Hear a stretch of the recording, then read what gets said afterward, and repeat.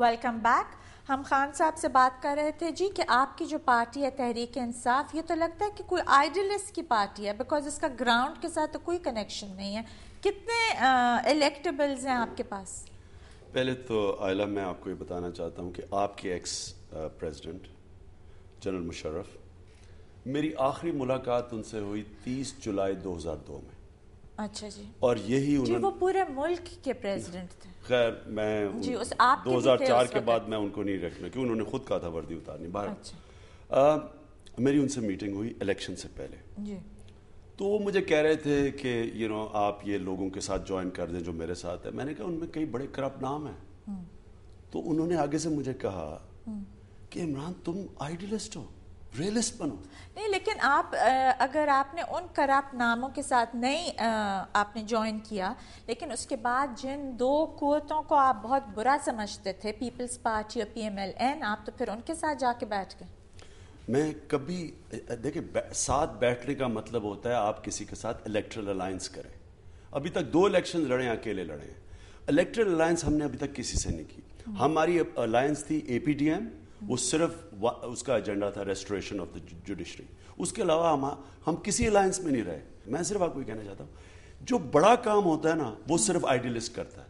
اگر Edmund Hillary Mount Everest چڑھنے سے پہلے سوچتا کہ میں ریئلسٹ ہوں تو ریئلزم تو کہتی تھی وہ نہیں چڑھ سکتا ماؤنٹ ایوریسٹ. لیکن آپ تو مجھے چے گویرا لگتا ہے. why don't you turn into Castro؟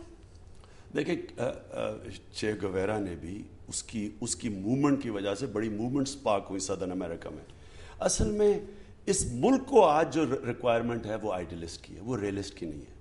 Idealist ہوں تو سمجھتا ہوں کہ پاکستان اس دلدل سے نکل سکتا ہے. No, but the public can't differentiate کہ آپ ایک سوشل ورکر ہیں یا آپ ایک پولیٹیشین ہیں because دونوں میں فرق ہوتا ہے. آپ کو سوشل ورکر ہی چاہیے آج. یہ پولیٹیشینز جو ہیں جو NRO والے اور ذاتی مفادات والے انہوں نے بیڑا غرق کر دیا. خان صاحب لائن پہ موجود ہیں. قاضی حسین احمد صاحب، السلام علیکم. قاضی صاحب وعلیکم السلام. کیا حال ہے جی؟ خیریت سے ہیں؟ اللہ کرم ہے، شکر. جی ہمارے ساتھ یہاں پہ اسٹوڈیو میں عمران خان صاحب بھی موجود ہیں اور ہم جنرلی بات کر رہے ہیں NRO پہ. قاضی صاحب آپ کا NRO کے بارے میں کیا ویو ہے؟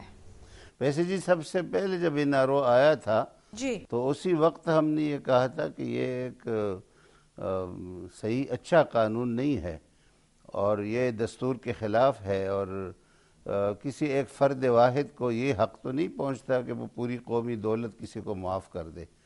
یہ تو اس طرح کا قانون ہے کہ جو تم نے کھایا وہ تمہارا، جو ہم نے کھایا وہ ہمارا، اور بس یہ بیوقوف لوگوں کی قوم ہے اور ہم آپس میں ایک دوسرے کے ساتھ رعایت برت لیتے ہیں. یہ اس کو تو کسی نے بھی پسند نہیں کیا، کوئی بھی ایک انصاف لیکن اب یہ جو پارلیمنٹ میں جا رہا ہے تو آپ کا کیا خیال ہے کہ پارلیمنٹ اس کو انڈورس کرے گی؟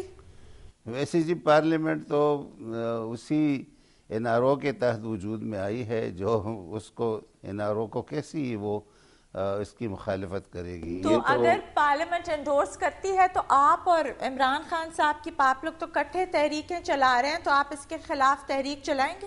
ویسے جی یہ تو ہم دیکھیں گے کہ کیا صورتحال بنتی ہے، لیکن مجھے تو اس پارلیمنٹ سے امید اور توقع نہیں ہے کہ یہ NRO کے خلاف کوئی ایسا فیصلہ کرے گی. جی قاضی صاحب آپ اور خان صاحب یہاں پہ یہ نہیں محسوس کرتے کہ آپ لوگوں نے بہت غلطی کی الیکشنز بوائیکاٹ کر کے؟ بیکاز اگر آج آپ لوگ بھی اسمبلی میں ہوتے تو آپ کا بھی رول ہوتا ہے.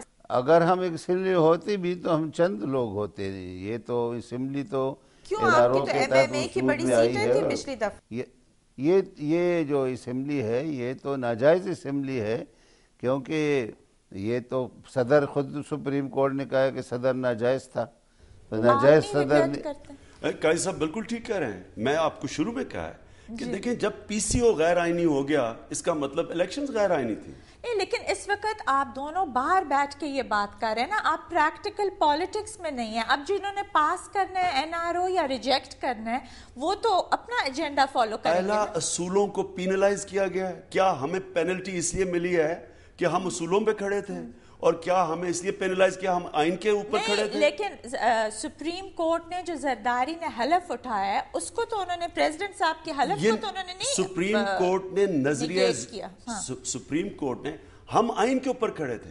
الیکشنز بھی نظریہ ضرورت کے تحت انہوں نے اپروو کیا ہے. زرداری کی جو اوتھ ہے وہ بھی نظریہ ضرورت کے تحت اپروچ کیا. غیر آئینی ہے, اوتھ بھی غیر آئینی ہے کیونکہ ڈوگر غیر آئینی ہے. یہاں پر ہم لیں گے ایک بریک کے بعد ہم قاضی صاحب اور خان صاحب دونوں کے ساتھ اپنی گفتگو کنٹینیو کرتے ہیں. ہمارے ساتھ رہیے گا.